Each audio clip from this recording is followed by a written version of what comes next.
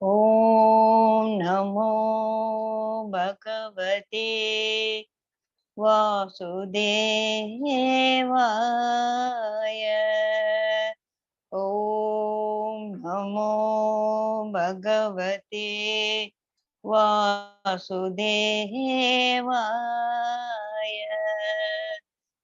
ஓம் நமோ பகவதே வாசுதேவாய.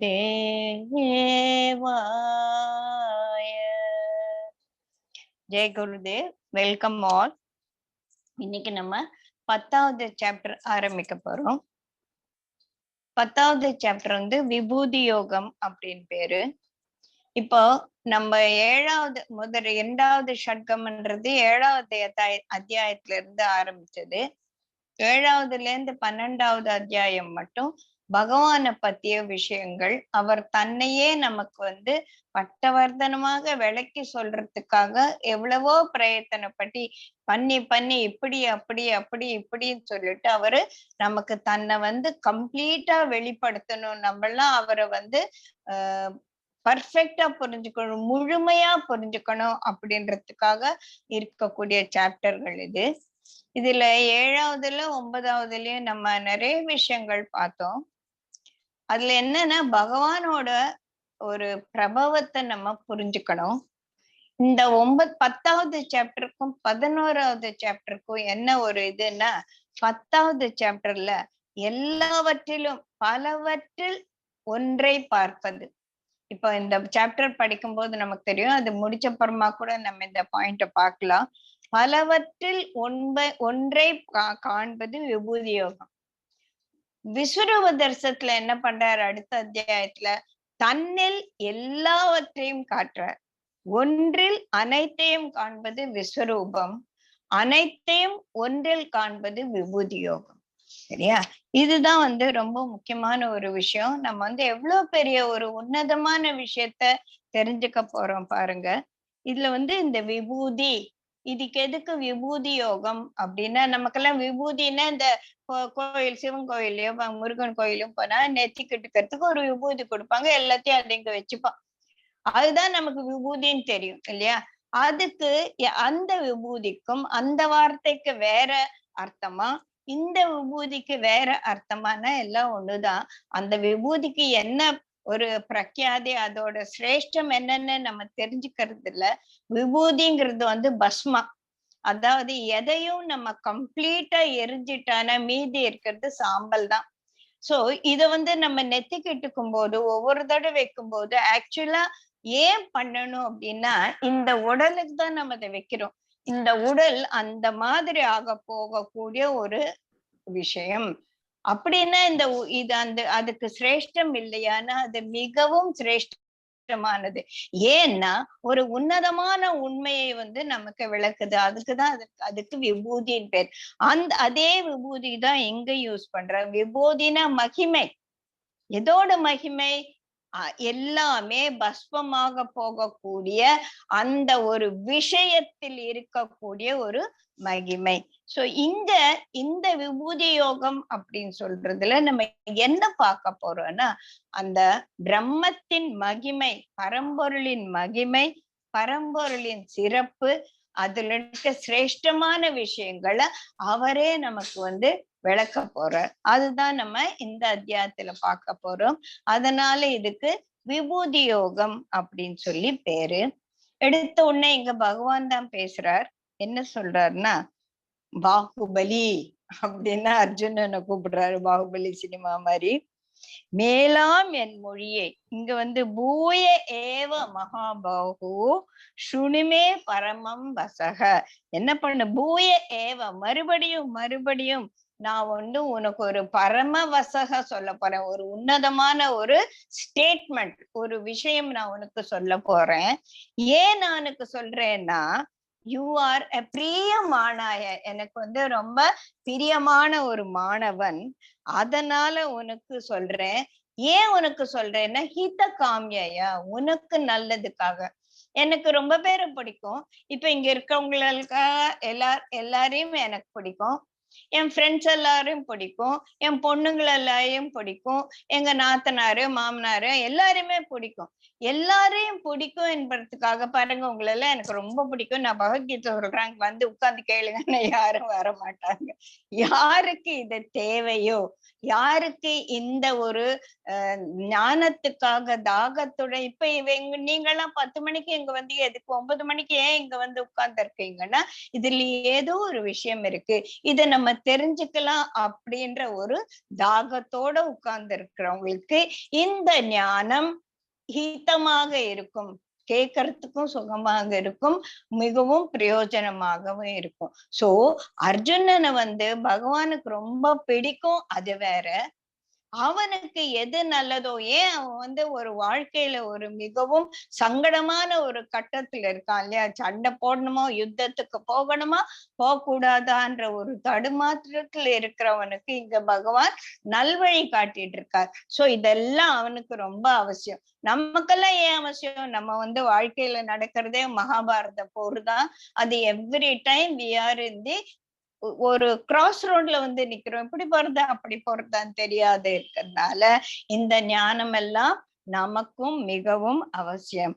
அதை தவிர பிரியமானாய அப்படின்றதுக்கு இன்னொரு மீனிங் என்ன, எனக்கு ஒரு அந்த மாணவன் வந்து பிரியமானவன் எதுல அவனுக்கு இன்ட்ரெஸ்ட் அப்படின்னா, கேள்வி கேட்டு கேட்டு கேட்டு தனக்கு இருக்கக்கூடிய ஒரு ஞானத்தை பெருக்கிக்கணும், தனக்கு தெளிவாக இல்லாத ஒரு கருத்துக்களை தெளிவுபடுத்திக்கணும் அப்படின்ற ஆர்வத்தோட மறுபடியும் மறுபடியும் அதை நோக்கி, அந்த ஞானத்தை நோக்கி ஓடி ஓடி போகக்கூடிய அந்த தேடல் இருக்கு. அந்த மாதிரி ஒரு ஸ்டூடெண்ட்டுக்கு சொல்லி கொடுக்கறது வந்து நமக்கு ரொம்ப இன்ட்ரெஸ்டிங்கா இருக்கும் இல்லையா. இல்ல சும்மா நீ சொல்லு நான் கேக்குறேன். என் கிளாஸ்ல 12th ஸ்டாண்டர்ட்ல ஒரு பையன் இருந்தான், இது உங்களுக்கு சொல்லியே ஆகணும். அவன் வந்து பெரிய டிஏஜி சர்மா அப்படின்னு இருந்தார். என்னோட டாக்டர் கல்யாணத்துக்கு கூட வந்திருக்காரு. பிகாஸ் அவங்க பசங்கள்லாம் வந்து சுபா மகேஷ்கெல்லாம் ரொம்ப க்ளோஸு. அதுல 2வது பையன் வந்து என் கிளாஸ்ல இருந்தான், ஆஷிஷ் சர்மா அப்படின்னு சொல்லிட்டு. அண்ணா நல்லா படிப்பான், அப்பா வந்து பெரிய டிஏஜி. அவருக்கு சென்னையில கல்யாணத்துக்கு வரும்போது ஒரு பெரிய பட்டாலியன் ஆஃப் போலீஸ் வந்து கூடவே வந்தாங்க, எல்லாரும் பயந்துகிட்டாங்க. அந்த மாதிரி ஒரு பிரఖ్యాதியான ஒரு அப்பா. இந்த 2வது பையன் கொஞ்சம் மக்கு, என் தலையெழுத்தும் என் கிளாஸ்ல இருந்தான். பிரின்சிபல் கூப்பிட்டு சொல்லிட்டாங்க, பாரு ஜெயஸ்ரீ, இந்த பையன் வந்து அந்த டிஏஜியோட பையன், அவன் ஃபெயில் ஆனா போர்டு எக்ஸாம்ல அவன் பாஸ் ஆகல, நம்ம ஸ்கூல்லயே இழுத்து மூட வேண்டியதுதான். நீ என்ன பண்ணியோ, வீட்டுக்கு எடுத்துட்டு போய் வச்சுப்பியோ, நீ அவனுக்காக நீயே பரிசு எழுதோ, என்ன வேணா பண்ணிக்கோ, அவன் பாஸ் ஆகணும். சரி, நாங்க 3 கெமிஸ்ட்ரி டீச்சர், நீ ஒன்னு காலையில சொல்லிக் கொடு, நான் மத்தியானம் சொல்லிக் கொடுக்குறேன், நான் சாயந்தரம் சொல்லிக் கொடுக்குறேன்னு சாப்டரா பிரிச்சுட்டு அவன் லேப்ல உட்கார வச்சு சொல்லிக் கொடு. அவன் என்ன பண்ணுவான் தெரியுமா, அங்க இருக்கிற புன்சன் பானருக்கும் இந்த ரப்பர் டியூபுக்கு இருக்குல்ல, அதை புடுங்கி கையில வச்சுக்கிட்டு சொல்லுங்க, இப்ப miss Brinda, are you going to teach me or Jayashree, are you going to tell me, who is going to talk அப்படின்னு சொல்லிட்டு ஒரு பெரிய விஷயமா அப்படியே வயிறு எரியும். அவனை போட்டு நல்லா குத்து குத்துன்னு குத்தலாமான்னு இருக்கும். ஆனா ஒண்ணும் பண்ண முடியாது. பிரின்சிபல் உனக்கு வேலை போனோம்னா அவன் பாஸ் ஆகணும் அப்படின்னு சொல்லிட்டாங்க. நான் எப்படியா ஆக்சுவலா யூ ஓன்ட் பிலீவ், நாங்க 3 கெமிஸ்ட்ரி டீச்சரும் அவன் எப்படியா பாஸ் ஆனா நமக்கு வேலை போக கூடாதுன்னு வேண்டிட்டு நாங்க திருப்பதி போய் மொட்டை அடிக்காத குறை நாங்க எல்லாரும் திருப்பதிக்கு போனோம். அந்த மாதிரி ஒரு மாணவன் உட்கார்ந்து கேட்டானே, இந்த மாதிரி தான் போய் நம்ம மொட்டையதான் அடிச்சுக்கணும். அப்பேற்பட்ட மாணவன் அல்ல அர்ஜுனன். எப்பேற்பட்டவன், பிரியமானாய, அதாவது சொல்லித்தரக்கூட வாத்தியாரே அவனோட ஒரு ஆர்வத்தை பார்த்து ஆச்சரியப்படக்கூடிய ஒரு மாணவன். அப்பேற்பட்ட ஒருவனுக்கு சொல்லி கொடுக்கறதுக்கு கிருஷ்ணருக்கு கசக்கமா, அதனால வந்து நல்லா அவருக்கு சொல்லி கொடுக்க. அப்புறம் இங்க சில விஷயங்கள் நம்ம பார்க்கணும். பரமம் வசக, யார் சொல்றா இது, பிரம்மமான அந்த பரமாத்மா சொல்றதுனால அவர் வசக, அவரோட வசனமும் அவரோட பேச்சும் அதே மாதிரியே மிகவும் பரமமா மிகவும் உன்னதமானது. பிரியமானாய நம்ம பார்த்தோம். ஹித காமியன, உனக்கு நல்லதுக்காக தான்ப்பா நான் சொல்றேன். So you have to listen to me carefully அப்படின்னு சொல்றாங்க. இதுல வந்து பகவானோட அந்த டீப் இமோஷன் ஆஃப் லவ் நமக்கு இங்க அந்த பிரியமானாய வக்ஷாமி ஹிதகாமியக அப்படின்னு சொல்லும் போதே அடட எப்பேற்பட்ட ஒரு அன்புல அவரு அந்த அர்ஜுனனை அரவணைச்சிட்டு போறாருன்னா, அது அர்ஜுனனை மட்டும் அரவணைச்சிட்டு போல நம்மளை எல்லாரையுமே அவரு நான் தான் அர்ஜுனன், நீங்கள்லாம் அர்ஜுனன். நம்ம இப்ப நம்ம கேட்டு இருக்கிறது ஜெயிச்சு சொல்லல, இட் இஸ் அ பரம வசம், பரமம்னோட அந்த பரபிரம்மத்தோட ஒரு வசனம். அத நம்ம திருப்பி கேட்டுட்டு இருக்கோம். எப்படி? அவரோட வாயாலேயே நம்ம இங்க கேட்டுட்டு இருக்கோம். அதனால இது மிகவும் உன்னதமானது. சோ இந்த மாதிரி உட்கார்ந்து தேர்தட்டுல உட்கார்ந்துகிட்டு இந்த ஒரு யுத்த காலத்துல இந்த மாதிரி விஷயம் எல்லாம் பேசிட்டு இருக்கான். யாரா இவன் அப்படின்னா, அந்த உருவத்து கிருஷ்ணர் தேர்தட்டுல உட்கார்ந்து இத சொல்றாரு அப்படின்னும் போது நம்ம என்ன பண்ணோம், அவர் சொயின்னு ஒரு மனுஷனாக நம்ம இமேஜின் பண்ணிக்கிறோம் இல்லையா? அப்படி மனுஷனா நம்ம கிட்ட உட்கார்ந்து பேசுறாரு. இவர் யாரு அப்படின்னு தெரியாம இந்த கால வர்த்தமானத்தில் கட்டுப்பட்ட ஒருவன் அப்படின்னு சொல்லிட்டு அவனை ஒரு சுருக்கிட கூடாது. அதனால நம்ம அந்த மாதிரி அவனை சரி ஏதோ ஒண்ணு அவ சொல்லிட்டு இருக்கார் அப்படின்னு நம்ம நினைச்சிடுவோமோ அப்படின்னு சொல்லிட்டு பகவான் அடுத்த ஸ்லோகத்துல இருந்து தன்னை பற்றிய ஒரு உன்னதமான கருத்துக்களை இங்க அவர் சொல்றார். அவர் நான் இந்த மாதிரி தேர்தட்டுல உட்கார்ந்துருக்க ஒரு சின்ன கிருஷ்ணர் அப்படின்னு நினைக்காதீங்கப்பா. என்னை பத்தி யாருக்கு தெரியாது? சுரகணாக தேவர்களுக்கோ இல்ல மகர்ஷிகளுக்கோ என்னை பத்தி முழுசா தெரியாது. ஏன் அப்படின்னா அவங்கள படைச்சதே நான் தான். இப்ப அப்பாவுக்கு பிள்ளையோட லைஃப் ஃபுல்லு தெரியும், பிள்ளைக்கு அப்பாவோட லைஃப் தெரியுமா? ஏதோ அப்பா அம்மாவா, அது அம்மா கூட தெரியாது, சொன்னா கேட்டுக்கலாம். தாத்தாவோட லைஃப், அவங்களோட தாத்தாவோட லைஃப், நம்ம யார் 4வது தலைமுறையை பத்தி பேர் கூட நமக்கு தெரியாது இல்லையா? அந்த மாதிரி நான் தான் இதெல்லாம் படிச்சேன். என்னை பத்தி உங்களை பத்தி எனக்கு எல்லாம் தெரியும், நான் எல்லாரையும் பார்த்துட்டு இருக்கேன். ஆனா என்னை பத்தி நான் முதல்ல படைச்சேனே, என்னோட ஒரு விபூதியிலேயே படைச்சேனே, தேவர்களும் மகரிஷிகளும், அவங்களுக்கே என்னை பத்தி சரியா தெரியாது. ஏன்னா அவங்களுக்கும் முந்தையவன் நான், எனக்கு முந்தையவன் யாருமே கிடையாது. அது 2வது ஸ்லோகம். மே பிரபவ சுரகணாகன தேவர்கள் கூட்டம், ந விதுகு அறிய மாட்டார்கள், ந மகர்ஷிய மகர்ஷிகளுக்கும் தெரியாது. ஹி ஏனென்றால் அகம் தேவானாம் மகர்ஷீனாம் சர்வசக ஆதி, தேவர்கள் மகரிஷிகள் எல்லாருக்கும் முந்தையவன், அவங்களை எல்லாம் படைச்சதே நான் தான். அதோட அர்த்தம், வானவர் கூட்டங்களும் மாமுனிவரும் என் உற்பத்தியை உணரார். ஏனென்றால் வானவர்க்கும் மாமுனிவர்க்கும் முற்றிலும் முதற் காரணம் நான் தான், எனக்கு முந்தைய யாருமே இல்லை. சோ இவங்களுக்கெல்லாம் என்னை பத்தி சரியா தெரியாது. ஏதோ இதுக்கும் அவங்கள என்னோட பிரபவத்திலேதான் நான் அவங்கள படைச்சிருக்கேன் ஒழிய, இருந்தாலும் அவர்களுக்கு உண்மையில் என்னை பத்தி சரியாவே தெரியாது அப்படின்னு சொல்றார். யார் இந்த மாதிரி நான் எப்படி அப்படின்றது நான் விளக்க சொல்லிட்டு இருக்கேன் இல்ல 9 அத்தியாயத்திலையும். கொஞ்சம் தெரிஞ்சுண்டா அவங்களுக்கு என்ன மாதிரி லாபம், அவங்க எப்படி இருப்பாங்க அப்படின்னா, யக மாம் அநாதிம் அஜம் லோக மகேஸ்வரம் ச வேத்தி சக மர்த்தியேஷு அசம்மூடக சர்வ பாப்பை பிரமுச்சதே. எவரொருவர் நான் ஆதி அந்தம் இல்லாத லோகத்துக்கே மகேஸ்வரனா இருக்கிறேன் நானு அப்படின்னு தெரிஞ்சுக்கிறாங்களே, அவங்களுக்கு அசம்மூடக, அவங்களுக்கு அந்த மோகம், கன்ஃபியூஷன், சம்மோகம் இருக்காது. அவங்களுக்கு குழப்பமே இல்லை. தே ஆர் ஷுவர் இவருதான் எல்லாத்துக்கும் மேல அப்படின்னு தெரிஞ்சுட்டு என்கிட்ட வர அவங்களுக்கு பாவங்கள் எல்லாம் நிவர்த்தி ஆகும் அப்படின்னு சொல்றார்.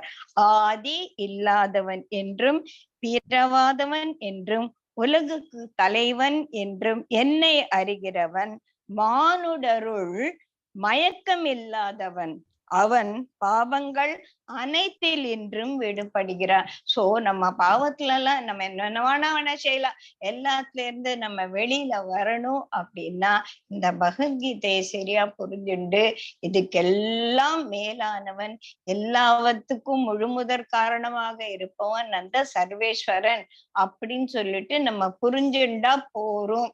புரிய புரிய என்ன ஆகும், நமக்கு எது நல்லா புரிஞ்சதோ, எது நமக்கு ருசியா இருக்குதோ, கேட்க கேட்க நல்லா இருக்குதோ, அத பார்த்து நம்மளோட மனசு அதனால ஈர்க்கப்படும். அதுதான் இங்க சொல்றாங்க, மனிதனுக்கும் பகவானுக்கும் இருக்கிற ஒரு உறவு என்னன்னா, ஒரு இரும்புக்கும் காந்தத்துக்கும் இருக்கக்கூடிய ஒரு ஒரு அட்ராக்ஷன் தான். சோ நம்ம பரிசுத்தம் ஆக ஆக நம்ம மேல இருக்கிற அந்த ரஸ்ட் எல்லாம் போக போக இரும்பு காந்தம் நம்மள அப்படியே சொய்யன்னு இழுத்துடும். அந்த மாதிரி பகவானை பத்தி தெரிஞ்சுக்க தெரிஞ்சுக்க தெரிஞ்சுக்க அதுல நமக்கு ஒரு ருசி ஏற்பட்டு, அதுல நமக்கு ஒரு ஈடுபாடு ஏற்பட்டு, நம்ம மனது அதை நோக்கி ஈர்க்கப்படும். அப்போ நம்ம பகவானோட பக்கத்துல பக்கத்துல பக்கத்துல போகும்போது அவனை பத்திய இன்னும் ஒரு தெளிவான கருத்துக்கள் நம்ம மனசுக்குள்ள இருக்கும். அதை விட்டுட்டு நான் இந்த அழியக்கூடிய உடம்பு அப்படின்னு சொல்லிட்டு இந்த உடம்பையே ஒரு பெரிய முக்கியமா வச்சிருந்தோன்னா நம்மளால இந்த அழியக்கூடிய பொருளில் உட்கார்ந்துகிட்டு அந்த அழியாத பரமாத்மாவை பத்தி தெரிஞ்சுக்கணும்னா நம்ம இதை விட்டு கொஞ்சம் வெளியில புரிஞ்சுக்கணும் அப்படின்னு சொல்றது மிகவும் முக்கியம். அப்பதான் அந்த பக்தி, இந்த அடுத்த இந்த 6 சாப்டரும் நமக்குள்ள அந்த பக்தியை பெருக்கிறதுக்காக தான் இருக்கு. ஏன்னா அப்பதான் கடைசியில அந்த சர்வதர்மான் பரித்தேஜன் நம்மளால கம்ப்ளீட் சரண்டர் ஆகணும்னா நான் என்ற அந்த ஒரு அகம்பாகம் சுத்தமா போகணும். சுத்தமா போகலைன்னா நம்மளால பரிபூர்ணமாக சரணடைய முடியாது. அந்த சுத்தமா போய் அந்த பகவான் பிரபவத்தை நம்ம தெரிஞ்சுக்கணும் அப்படின்னா நம்ம அதுலயே ஈடுபட்டு, அதனால் இழுக்கப்பட்டு, அதனால் ஈர்க்கப்பட்டு, அவனை பத்தி தெரிஞ்சுட்டு பக்கத்துல பக்கத்துல பக்கத்துல போகும்போது அடடா அப்படின்னு சொல்லிட்டு நம்ம ஈகோ கொஞ்சம் கொஞ்சமா நான் 8ஆம் நம்பர் 9ஆம் வாய்ப்பாடு சொன்னோம் இல்லையா, அந்த மாதிரி 8ஆம் நம்பர்ல இருந்து நம்ம 9ஆம் நம்பருக்கு போக போக போக மறுபடி என்ன பண்ணாலும் நம்ம அந்த பகவத் பிரபவத்திலிருந்து வரவே மாட்டோம், அங்கேயே இருப்போம். அதுதானே பகவான் கேட்கிறார் நம்ம கிட்ட. பத்திரம் புஷ்பம் பலம் தோயம் நீ எது கொடுத்தாலும் அந்த பக்தி உபகிருதம், அந்த கிஃப்ட் ஆஃப் யுவர் டிவோஷன் நான் அதை ஏத்துக்கிறேன்குள்ள. இப்ப யாருன்னா எனக்கு ஒரு ஸ்வீட் குலோப் ஜான் வாங்கி கொடுத்தேன், தேங்க்யூ வெரி மச் வாங்கி வச்சுப்பேன். இவர் அந்த மாதிரி வாங்கி வச்சுக்கிறது இல்ல, நான் அதை குடிச்சிடுறேன், நான் பருகிடுறேன். கொடுக்கறது எல்லாத்தையும் நான் என்னோட சேர்த்து நான் பருகிடுறேன். அவரு என்ன கொடுத்தாலும் அவர் எடுத்துக்கிறார். நீ புஷ்பம், அப்ப அங்க புஷ்பத்தையும் பழத்தையும் நான் கொடுக்கக்கூடிய அந்த பிரசாதத்தை அவருடைய என்னோட அன்பை அவர் குடிச்சிடுறார், என்னோட பக்தியை அவர் தன்னோட எடுத்துக்கிறார், ரொம்ப ஆனந்தமா அப்படியே குடிச்சிடுறார். அந்த மாதிரி செய்யற ஒரு பகவான் கிட்ட போகணும்னா முதல்ல நம்ம அவனை பத்தி நல்லா தெரிஞ்சுக்கணும். அடுத்தது மிகவும் ஒரு 2 ஸ்லோகத்தை சேர்த்து ஒரு தடவை படிச்சுட்டு அதுல ஒரு 20 விஷயங்கள் வருது, அத பத்தி கொஞ்சம் கொஞ்சமா படிச்சுட்டு பார்க்கலாம்.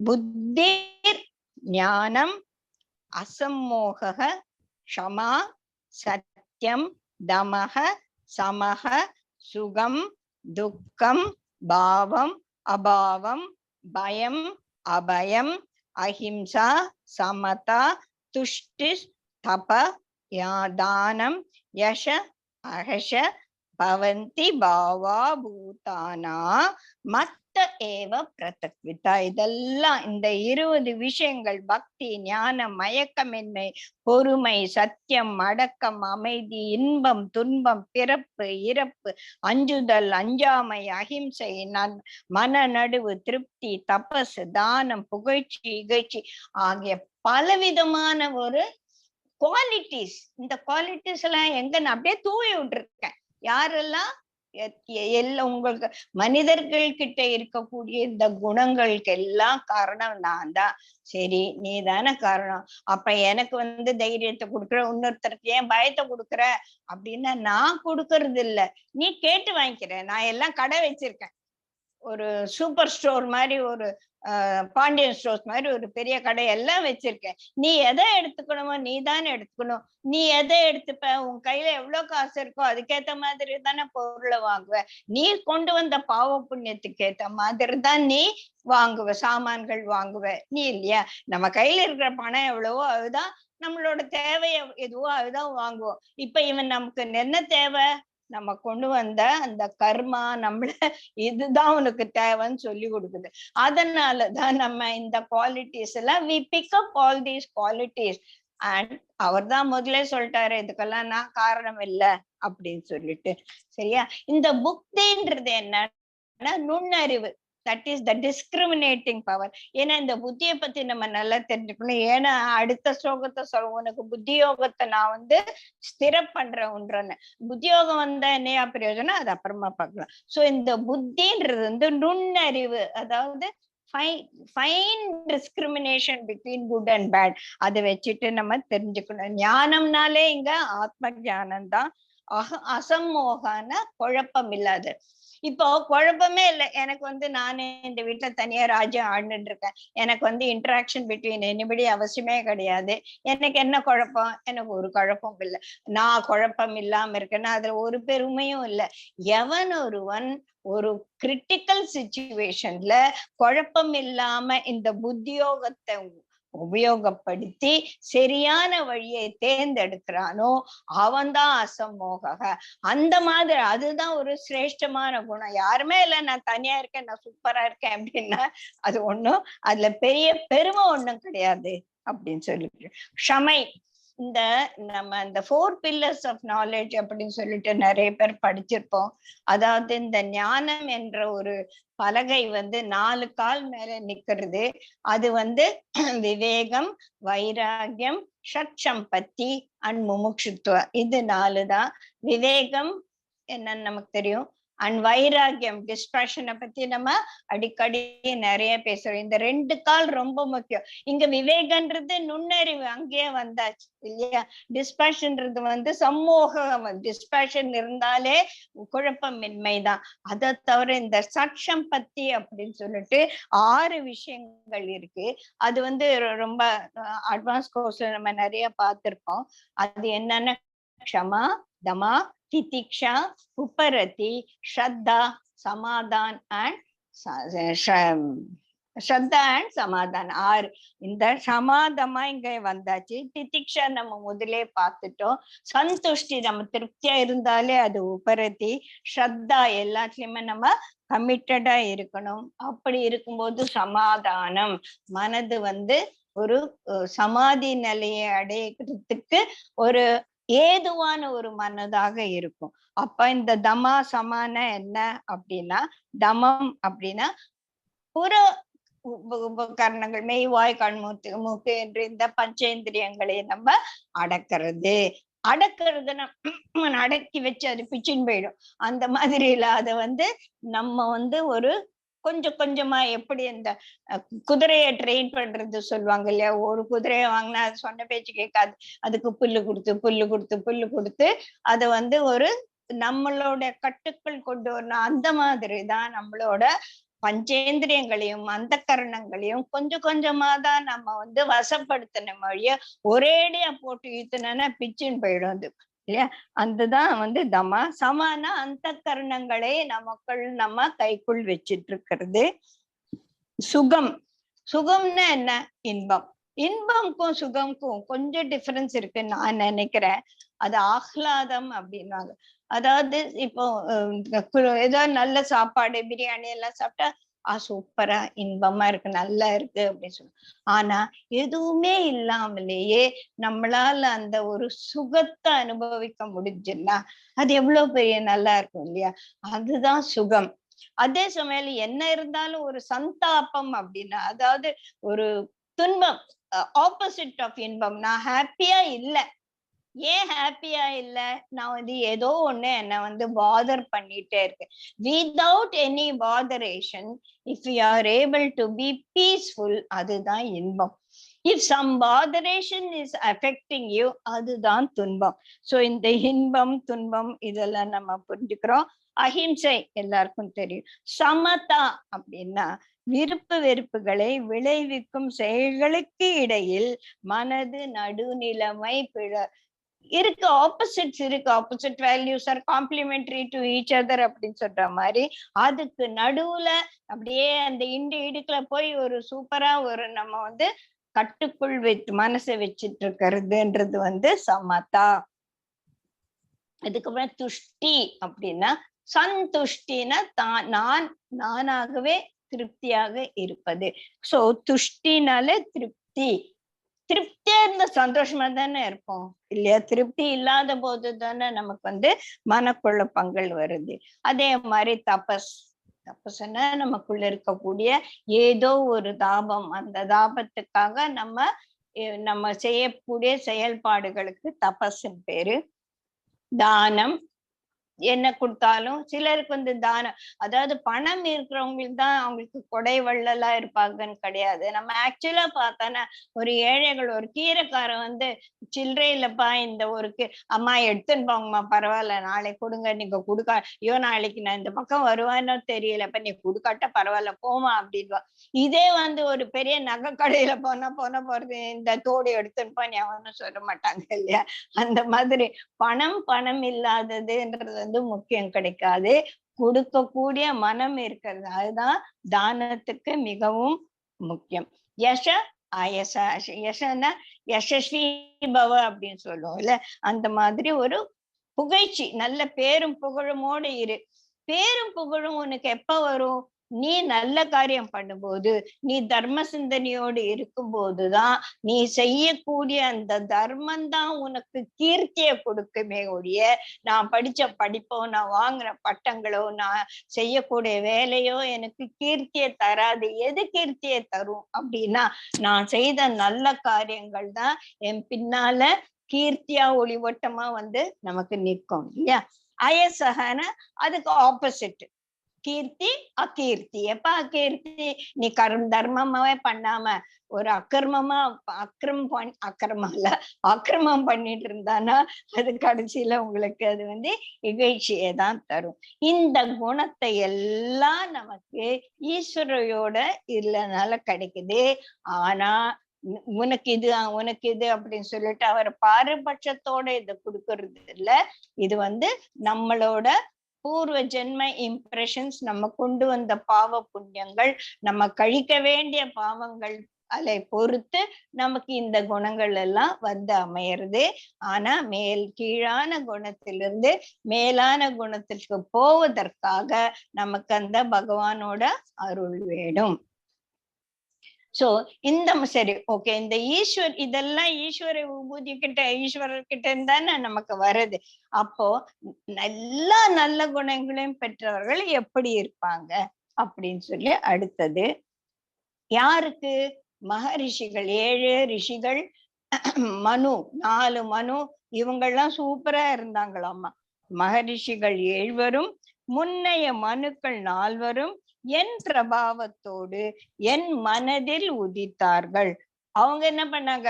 உலகில் உயிர்கள் யாவும் அவர்களிடத்திலிருந்து வந்ததே அந்த உயிர்களுக்கெல்லாம் நல்வழி காட்டிட்டு இருந்தாங்க. யாரு? இந்த 7 ரிஷிகளும் நிறைய மனுக்கள் வந்து நிறைய பேர் இருந்தாங்க. அவங்க 14 மனுக்கள் அப்படின்னு சொல்லுவாங்க. அதுல 4 பேர் ரொம்ப முக்கியம். அதுதான் இங்க சொல்ற. மகர்ஷிய சப்த பூர்வே சத்வாரோ மனவஸ்ததா மத்பாவா மானசா ஜாதாக ஏஷாம் லோக இமக பிரஜாக. அவங்கதான் பிரஜைகளை உலகத்தில் உற்பத்தி செய்தார்கள். அப்போ அவங்க உற்பத்தி செய்தார்கள் அப்படின்னா அந்த படைக்கும் ஆற்றலையே பகவான் அவங்களுக்கு கொடுத்துட்டார் இல்லையா? அப்ப அவங்களுக்கு எல்லா அந்த விபூதிகளை பகவானோட குணங்கள் எல்லாம் அவனுக்கு இருக்கணும் இல்ல? அப்பதான் அவன் பகவான் மாதிரியே படைக்க முடியும். சோ அந்த மாதிரி ஈஸ்வர விபூதிகளை ஏராளமாக பெற்றவர்கள் யாரே? மகர்ஷிகளும் 4 மனுக்களும் அப்படின்னு சொல்லி சொன்ன.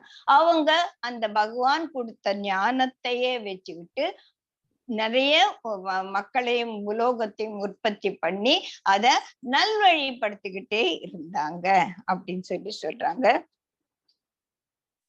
சரி, இந்த மாதிரி ஈஸ்வரனோட வல்லமையை தெரிஞ்சுக்கிட்டு என்ன கிடைக்கும் அவனுக்கு அப்படின்னா இதான் ரொம்ப முக்கியமானது. ஏதாம் விபூதிம் யோகம் ச மமயோ வேதி தத்வதः சோவிகம்பேன யோகேன உஞ்சதோ ந அஸ்திர சம்சய. அதுல உனக்கு சந்தேகமே கிடையாது. எதுல சந்தேகம் கிடையாது? யார் என்னுடைய இந்த விபூதிகளையும் யோகத்தையும் உள்ளபடி வேத்தி உள்ளபடி அறிகிறானோ அவன் அவிகம்பேன யோகேன அசையாத யோகத்தில் அவன் இணைக்கப்படுகிறான். அதுல நீ சந்தேகமே படாத. சோ இப்ப எங்க வந்துட்டோம்? விபூதிகள் எல்லாம் வச்சுட்டு நம்ம இப்ப யோகத்துக்கு வந்தாச்சு. இந்த யோகத்தை நான் உனக்குள்ள ஸ்திரம் பட வைக்கிறேன். ஏன் யோகம் ஸ்திரமா இருக்கணும் அப்படின்றதுக்கு பதில் வருது. எனது விபூதிகளையும் யோகத்தையும் உள்ளபடி அறிகிறவன் அசையாத யோகத்தை சார்ந்திடுவான். இதுல சந்தேகம் இல்லை. ஓகே, அப்போ அந்த யோகம் எனக்கு என்ன கொடுக்கும்? அந்த யோகத்தால எனக்கு என்ன பிரயோஜனம்? அப்படிதானே நம்ம கேட்போம். சரி, நீ என்ன நல்ல யோகியா ஆக்கிட்ட, அதனால எனக்கு என்னப்பா பிரயோஜனம்? எனக்கு எப்படி இந்த ஈஸ்வர விபூதி புரியும்? நான் எப்படி உன் பக்கத்துல வர்றது? இதெல்லாம் நம்ம மனசுல கேள்வியா வரும் இல்லையா?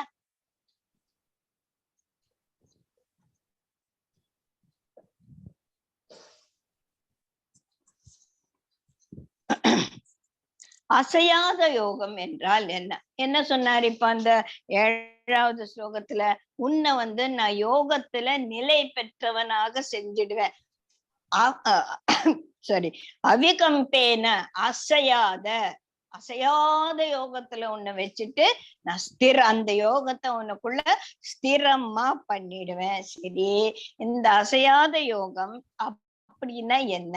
அதனால எனக்கு என்ன பிரயோஜனம் அப்படின்னு கேட்டா, அகம் சர்வஸ்ய பிரபாவோ மத்தக சர்வம் பிரவர்த்ததே இது மத்வா பஜந்தே மா புதாபாவன் சமன்விதா. இதெல்லாம் தெரிஞ்சுட்டானா நீ என்னையே முக்கியமா நினைச்சிட்டு வாழ்க்கையில எனக்கு ரொம்ப இம்பார்ட்டன்ட் கூட. எப்போ நீ இந்த யோகத்துல, எந்த யோகம்? பக்தி யோகம். அந்த யோகத்துல நீ நிலையா, நான் உன் மனசுக்குள்ள அந்த பக்தி யோகத்தை ஸ்திரமா பண்ணிட்ட. அப்ப நீ என்ன பண்ணுவ? என்னை பத்தியே பாடின்னு இருப்ப. என்னை பத்தியே நீ பரஸ்பரம் நீங்களாம் விவாதிச்சுட்டு இருப்போம். இந்த மாதிரி 9 மணிக்கு உட்காந்து பகவானை பத்தி பேசிட்டு இருப்போம். அந்த மாதிரி எல்லாம் இருக்கும்போது எல்லாமே உனக்கு உனக்குள்ள அந்த அன்பு பெருகிக்கிட்டே போகும். அகம் சர்வஸ்ய பிரபவக, எல்லாவற்றினுடைய உற்பத்தி ஸ்தானம். மத்தக சர்வம் பிரவர்த்ததே, என்கிட்ட இருந்தா எல்லாமே வருது. இது மத்வா, இதை நீ அறிஞ்சிட்டா. யார் அறிஞ்சுக்கிட்டாங்க? புதாக, அறிஞர்கள் தெரிஞ்சுக்கிட்டு என்ன பண்ணாங்க? பாவ சமன்விதா. அவன் எந்த ஒரு பாவத்தோட கூடினாங்க? ஏதோ ஒரு பாவத்துல கூடிட்டாங்களே. என்ன பாவம் அது? அது பக்தி பாவம். அந்த பாவ சமன்விதாக மாம் பஜ்தே, என்னே அவர்கள் பஜனை செய்து கொண்டிருக்காள். என்னை பத்தியே பேசுறாங்க. என்னை பத்தியே பேசின்று என்னை பத்தியே பஜனை பண்ணிட்டு இருந்தானா அப்ப என் மேல உனக்கு அட்ராக்ஷன் ஜாஸ்தி ஆயிண்டே வரும் இல்லையா? அடடா அடடா ஆஹாஹா அப்படின்னு சொல்லிட்டு நம்ம பகவானை பத்தி பேசுறது இல்லையே. இப்ப நீங்க பாகவதம் படிக்க ஆரம்பிச்சோன்னு வச்சுக்கோங்களேன், அவங்க மேடம் சொல்லுவாங்கன்னு நினைக்கிறேன். நான் இப்ப எல்லாம் கேட்க ஆரம்பிச்சிருக்கேன். அந்த 9 மணி ஆனா ஐயோ இன்னும் 9 ஆளே பகவானை பத்தி கேட்கணும். பாகவதம் கேட்கும் போது அவ்வளவு நல்லா இருக்கு. அப்போ நமக்கு அந்த அட்ராக்ஷன் அந்த காந்தம் நம்மளை இழுக்க ஆரம்பிச்சிருச்சு இல்லையா? அப்ப அந்த காந்தம் இழுக்க இழுக்க இழுக்க வந்து அப்புறமா இரும்புக்கு தன்னோட சுய ஒரு இதுவே கிடையாது. கம்ப்ளீட்டா போய் காந்தத்தோட ஒட்டிக்கிச்சு அது. அந்த மாதிரி நம்ம மனசு பகவானோட போய் சேர்ந்து ஒட்டிக்கும். நான் அனைத்திற்கும் பிறப்பிடம், யாவும் என்னிடத்திலிருந்தே விரிகின்றன, இதை அறியும் ஞானிகள் என்னை அன்புடன் வழிபடுகிறார்கள் அப்படின்னு சொல்லி சொல்றாங்க. சரி, அதுக்கு என்ன பண்ணணும்? மச்சித்தாக மத்கத பிராணாக போதயந்த பரஸ்பரம் கதயந்தஸ்ச மாம் நித்யம் துஷ்யந்தி ச ரமதி ச. ரொம்ப அழகான ஒரு ஸ்லோகம் இது. மச்சித்தாக, சித்தத்தை என் மீது வைத்து, மத் பிராணாக, உன்னை உயிரையே என்ன பிராணத்திலே என்ன வச்சுக்கோ, உயிரை என்பால் செலுத்தி, மாம் பரஸ்பரம் போதையந்தி, என்னை பத்தி ஒருவருக்கொருவர் பரஸ்பரம் விளக்கிக் கொள்வார்கள். இது வந்து முந்தையே நம்ம 4வது சாப்டர்லயே பார்த்தோம் இல்லையா? எப்படி வந்து இதுலயே மனசு இருக்கிறவங்க ஒருத்தர் பேசிப்பாங்க.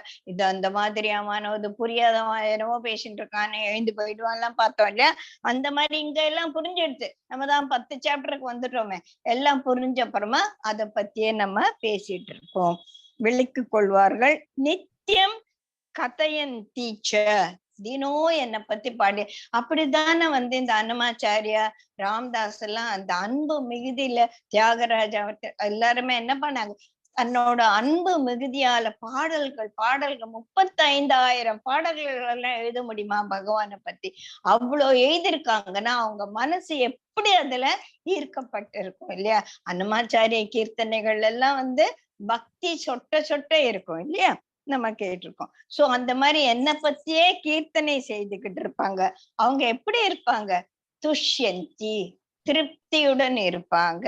ச ரமந்தி, ரமா அப்படின்னா நம்ம இதுல சொல்ற ராமருக்கு ஏன் அந்த பேருன்னு, தன்னை சுத்தி எப்பவுமே ஒரு அன்பான ஒரு சரௌண்டிங்க வைக்கிறவன் தான் ராமன். அந்த மாதிரி அன்பான ஆனந்தமான ஒரு நிலையிலே இருக்கிறதுக்குதான் ரமந்தி. அதிலே மூழ்கி இருப்பாங்க, ஆனந்தமாக இருப்பார்கள். யாரு? மச்சித்தா, மனதை என்கிட்ட வைத்து, மத் பிராணாக, பிராணத்திலேயே என்னை வச்சு, மாம் பரஸ்பரம் கதையந்தி, என்னை பத்தியே பரஸ்பரம் பேசிக்கிட்டு, நித்தியம் என்னை பத்தியே கீர்த்தனைகள் பாடிட்டு இருக்கவங்க திருப்தியா இருப்பாங்க, ஆனந்தமா இருப்பாங்க அப்படின்னு சொல்றாங்க. 9வது ஸ்லோகம். சித்தத்தை என் பால் வைத்து உயிரை எனக்குரியதாக்கி ஒருவருக்கொருவர் என்னை விளக்கி கொண்டும் யாண்டும் என்னை புகழ்ந்து பேசியும் மன நிறைவடைந்தும் அடைந்தும் மகிழ்வுடனும் இருக்கின்றனர் அப்படின்னு சொல்றார். சோ இதுக்கு என்ன பிரயோஜனம்? மச்சித்தா மத்கத பிராணா இதெல்லாம் எப்படா வரும்னா, பகவான் தான் எல்லாத்துக்கும் உற்பத்தி ஸ்தானம் அப்படின்னு போன ஒரு ஸ்லோகத்துல சொன்னார்ல.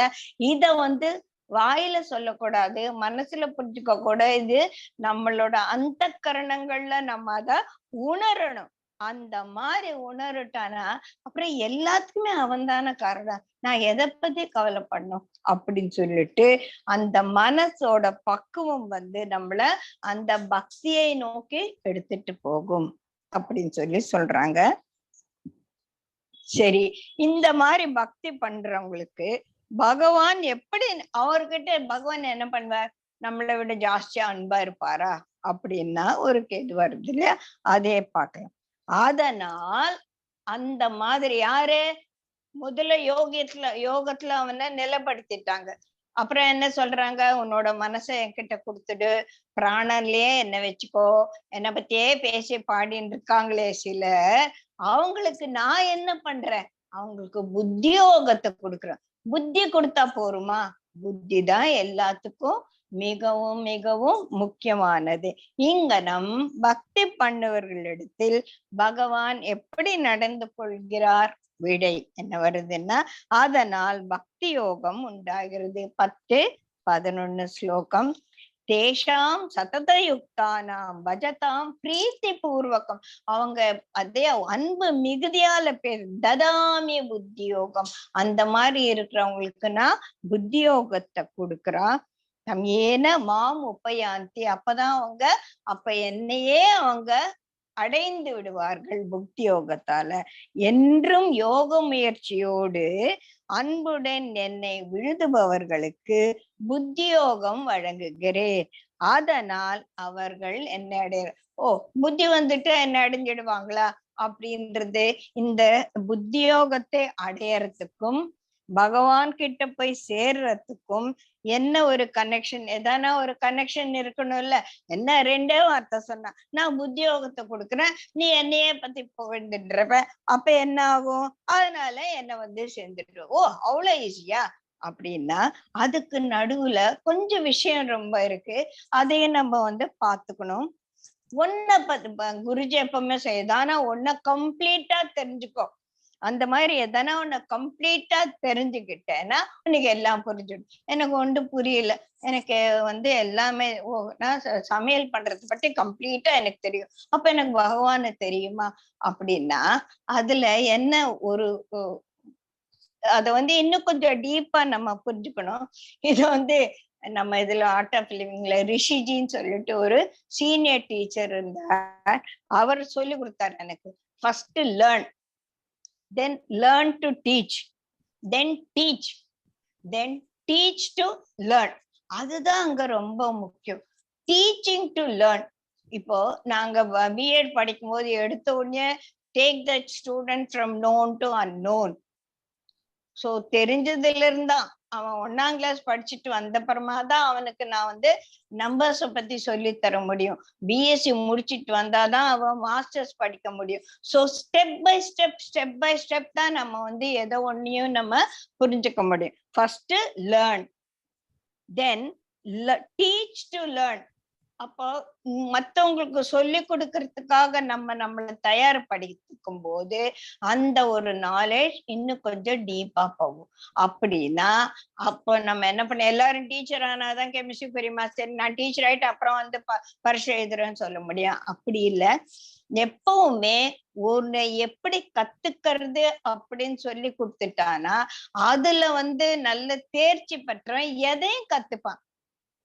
அதனால்தான் சின்ன வயசுலயே பசங்களுக்கு எதனா ஒரு ஆர்ட் கொடுக்கணும். ஒரு படம் வரையறதுக்கோ இல்ல ஒரு பாட்டு பாடுறதுக்கோ இல்ல ஒரு நடனத்துக்கோ ஏதோ ஒரு எக்ஸ்ட்ரா கரிக்குலர் ஆக்டிவிட்டிஸ்ல அவங்களை இன்வால்வ் பண்ணும்போது தே நோ இந்த ஸ்கூல்ல படிக்கிறாங்க இல்லையா, எப்படி மேத்ஸ் கத்துக்கிறது, எப்படி இந்த லாங்குவேஜ் கத்துக்கிறது அப்படின்னு சொல்லிட்டு the process of learning will become very strong in them. அதுதான் நம்ம ஒரு குழந்தைக்கு சொல்லிக் கொடுக்கணும். எல்லாருக்குமே சொல்லிக் கொடுக்க வேண்டியது த ப்ராசஸ் ஆஃப் லேர்னிங். எதையொன்னு எப்படி கத்துக்கிறது அப்படின்னு சொல்லி கொடுத்துட்டானா அவன் எல்லாத்தையும் கத்துப்பான், எல்லாத்தையும் ஈஸியா அதனால எல்லாத்தையும் கத்துண்டாதான் நான் இல்லை அப்படின்னு சொல்ல முடியாது. இப்ப நம்மளால இப்ப பகவத்கீதை நானும் பானும் ரொம்ப வருஷமா யோக வசிஷ்டா படிச்சோம், ஒன்னும் புரியல. தென் பகவத்கீதை படிச்சோம். பகவத்கீதைய நிறைய பேர்கிட்ட கத்துண்டோம். சோ எப்படி கத்துக்கிறது அப்படின்னு எங்களுக்கு புரிஞ்ச உடனே அப்புறமா நாங்க திருப்பி ஒரு 2 வருஷம் கழிச்சு யோகா வசிஷ்டா எடுக்கும்போது கொஞ்சம் புரியுது. இப்ப நிறைய தடவை நம்ம பகவத்கீதை படிச்சு அதை புரிஞ்சுக்கிறது எப்படி அப்படின்ற ஒரு த ப்ராசஸ் ஆஃப் லேர்னிங் நமக்கு வந்த அப்புறமா பகவத்கீதை எடுத்தாலும் புரியுது, அஷ்டவக்ர கீதை எடுத்தாலும் புரியுது, யோக வசிஷ்டா எடுத்தாலும் புரியுது. சோ ஒண்ணு எப்படி கத்துக்க. So what is important is the process of learning should be taught to a person, known to unknown. அதுதான் இங்க சொல்லி கொடுத்திருக்காங்க. அதனால அதுக்கு என்ன வேணும்? புத்தி. சோ புத்தி யோகம் வந்த உடனே நீ எல்லாத்துலயுமே தேர்ச்சி பெற்றவனாய் ஆகிடுவ. என்றும் யோக முயற்சியோடு அன்புடன் என்னை வழுதுபவர்களுக்கு புத்தி யோகம் வழங்குகிறேன், அதனால் அவர்கள் என்னை அடைவார்கள். So now the process of learning தெரிஞ்சிடுச்சு. என்னை பத்தி நீ தெரிஞ்சுக்க போற, என்னை பத்தி தெரிஞ்ச அப்புறமா நீ என்கிட்டயே வந்துடுவ அப்படின்றது இட் இஸ் சிறு ஒரு அண்டர்ஸ்டாண்டிங் ஆஃப் ஹவு புத்தி யோகம் is going to be helpful to us அப்படின்னு சொல்லிட்டு. So the deeper you go into the subject, then the knowledge will also go. Thirukkural இருக்குள்ள வெள்ளத்தனைய மலர் நீட்டம் மாந்தர்த்தம் உள்ளத்தனைய அறிவு அப்படின்னு சொல்லிட்டு, அந்த தாமரை குளத்துல வந்து தண்ணிய ஜாஸ்தி தண்ணி வந்துச்சுன்னா தாமரை உள்ள போயிடாது, அதோட தண்டு வளரும். சோ தாமரைப்பூ எப்பவுமே தண்ணிக்கு மேலதான் இருக்கும். சோ அந்த வெள்ளம் வர வர வர அந்த தாமரை வந்து நீண்டுண்டே போகும்.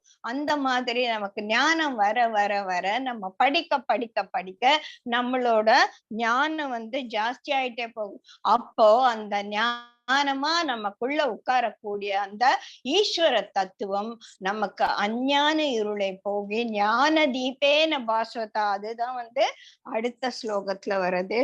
பகவான் கொடுக்கிற இந்த உத்தியோகத்தால் பக்தன் அடையும் நன்மை யாது அப்படின்னா, நான் அவர்களுக்கு அருளால் இறங்கி அந்த கரணத்தில் வீற்றிருந்து மெய்ஞான சுடர் என்னும் விளக்கால் அஞ்ஞானத்தில் உதித்த ஆறு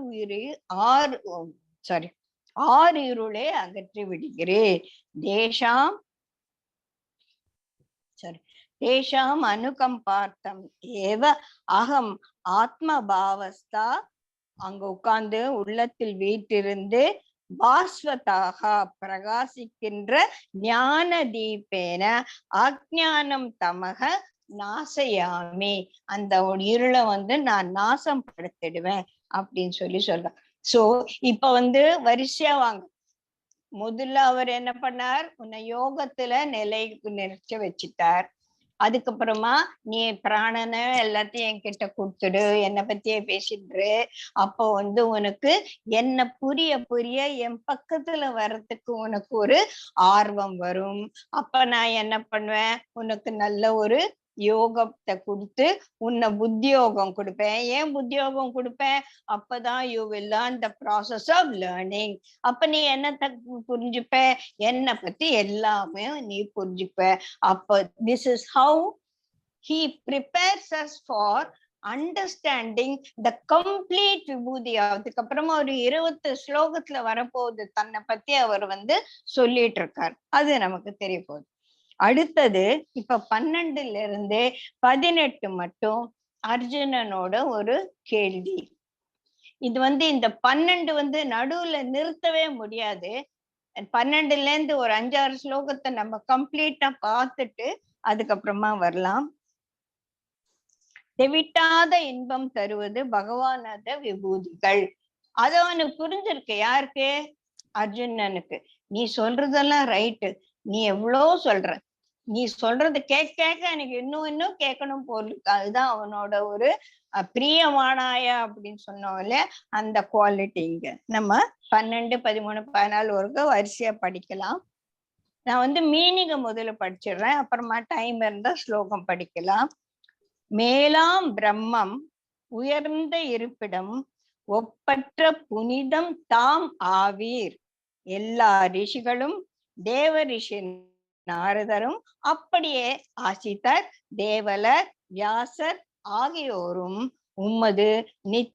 உம்மை நித்தியமானவன், திவ்ய புருஷன், ஆதி தேவன், பிறவாதவன், எங்கும் நிறை பொருள் அப்படின்னு சொல்றாங்க.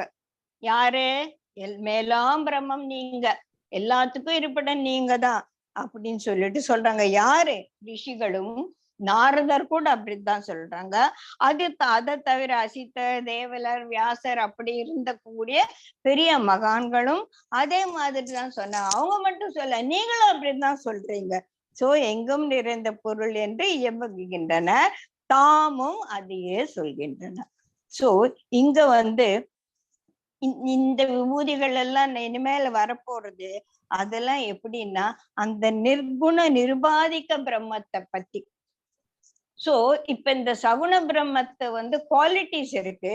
இப்ப நம்ம வந்து குவாலிட்டிஸ பத்தி பேச போறது இல்ல. அடுத்த வர பகவான் பேசும்போது குவாலிட்டிஸை பத்தி பேச போறது இல்ல. எல்லாமும் நான் தான் அப்படின்னு சொல்லிட்டு நீ எப்படி சோ சர்வ வியாபியா இருக்கிறது. நம்ம போன கிளாஸ்ல சொன்ன ஒரு பொருள் இங்க வச்சா அது இங்கதான் இருக்கும். ஆனா நான் லைட் போட்டா ரூம் பூரா வெளிச்சமா இருக்கும். அதுதான் ஒரு பிரகிருதிக்கும் பிரம்மத்துக்கும் இருக்கக்கூடிய பெரிய வித்தியாசம். பிரம்மம் சர்வ வியாபி. சர்வ வியாபியா இருக்கணும்னா அது கிருஷ்ணரா பொம்மையா ஒரு ஆளா இருக்க முடியாது. அது பிரம்மமா இருக்கணும். சோ இங்க இனிமேல எப்படி ஒரு மலையில இமாலயம் நான், மரங்களில் அரச மரம் நான் அப்படின்னலாம் சொல்லும் போது எப்படிலாம் அப்படி நமக்கு புரியாம போக கூடாது என்பதற்காக அர்ஜுனன் வாயிலாக நமக்கு இங்க சில விஷயங்களை அவர் தெளிவுபடுத்துறார். இப்ப வரப்போறதெல்லாம் பரா பிரகிருதி. இந்த கிருஷ்ணரா நம்ம நிக்கிறது அபரா பிரகிருதி. அபரா பிரகிருத்தில நம்ம மனசு போய் லாக் ஆயிடுச்சுன்னா இந்த பரா பிரகிருத்திய பத்தி அடுத்து வர 20 ஸ்லோகங்கள் நமக்கு புரியாமலே போயிடும். So let us elevate our understanding to get the knowledge of the para prakriti. பரமம் பரமாத்மா அப்படின்னா இந்த கிருஷ்ணரு, ராமரு, விஷ்ணு அப்படின்னு வச்சுக்கலாம். அதெல்லாம் சகுண பிரம்மம். ஆனா பரபிரம்மம் என்பது நிர்குண பிரம்மம். சோ நம்ம மனசுல அந்த சகுண பிரம்மத்துல இருந்து அந்த நிர்குண பிரம்ம உபாசனைய புரிஞ்சுண்டு அவர் நிர்குணம்தான் பிரம்மன் அப்படின்ற இடத்துக்கு நம்ம போனோம்.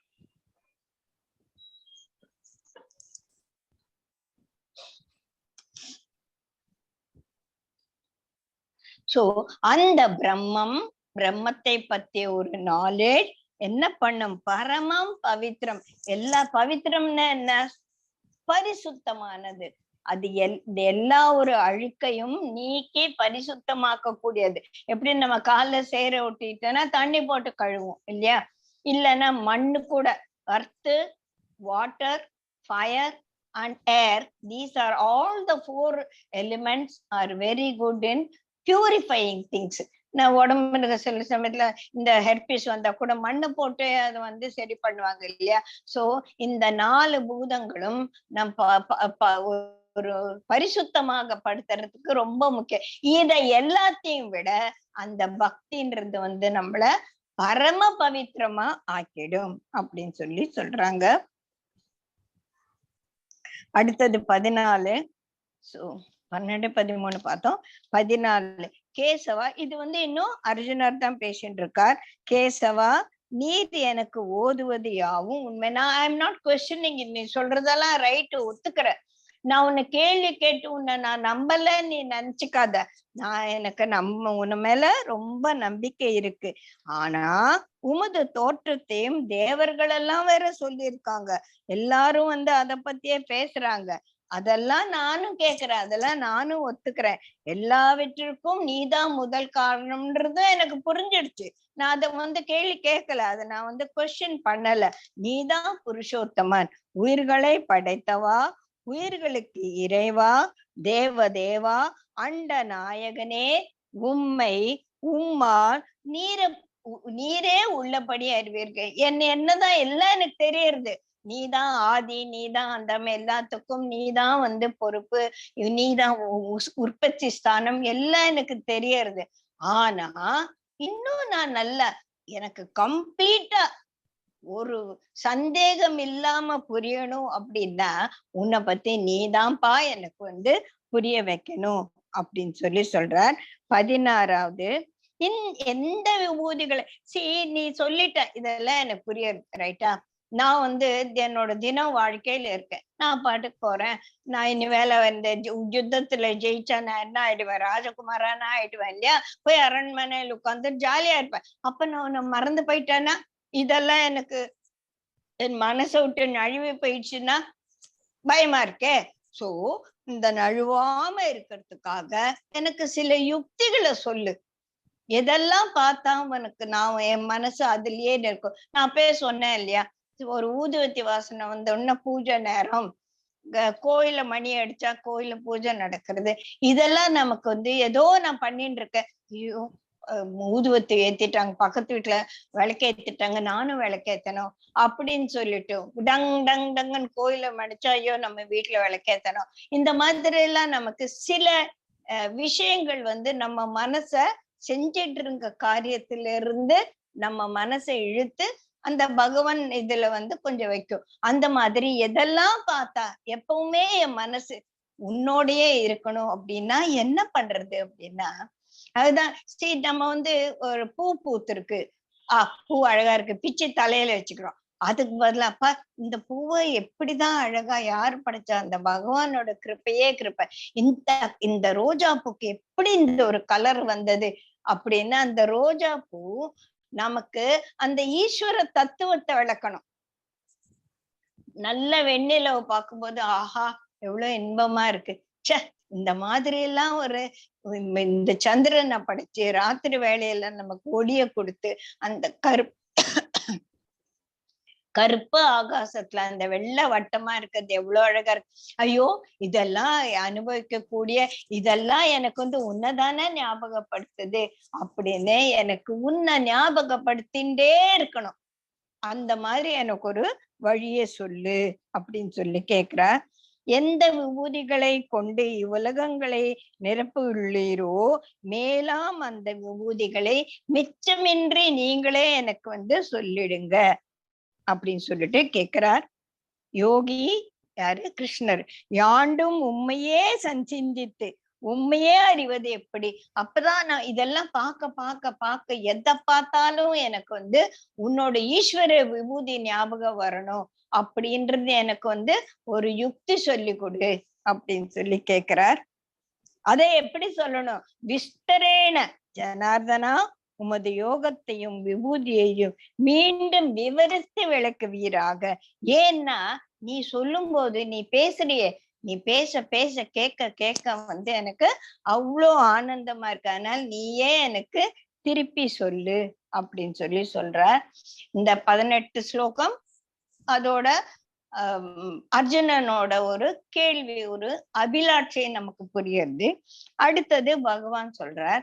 இங்க இருந்து ஒரு 2 ஸ்லோகம், அதுக்கு முடிவா அவ்வளவு சீக்கிரம் எல்லாம் சொல்ல முடியாது. என்னோட கீர்த்தின்றது முடிவில்லாதது. இருந்தாலும் நீ கேட்ட கொஞ்சமா உனக்கு நான் சொல்றேன் அப்படின்னு 21வது ஸ்லோகத்துல இருந்து 42 ஸ்லோகம் வரும். ரொம்ப அழகா தன்னை பத்தி சொல்வார். அது ரொம்ப ஈஸி, நம்ம ஈஸியா அடுத்து தள்ளிடலாம். அடுத்த கிளாஸ்ல பார்க்கலாம். சரியா? ஜெய் குருதேவ். जय गुरुदेव माँ, जय गुरुदेव पा, जय गुरुदेव माँ, जय गुरुदेव पा।